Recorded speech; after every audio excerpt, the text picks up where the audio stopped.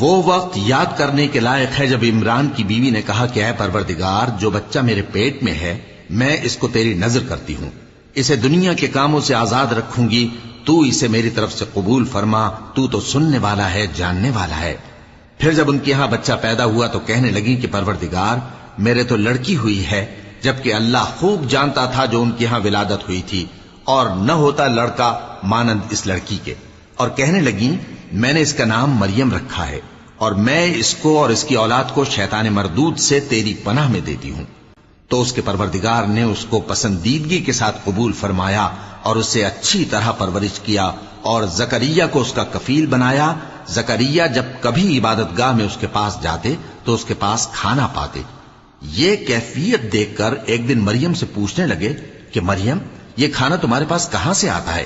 وہ بولی کہ اللہ کے ہاں سے آتا ہے، بے شک اللہ جسے چاہتا ہے بے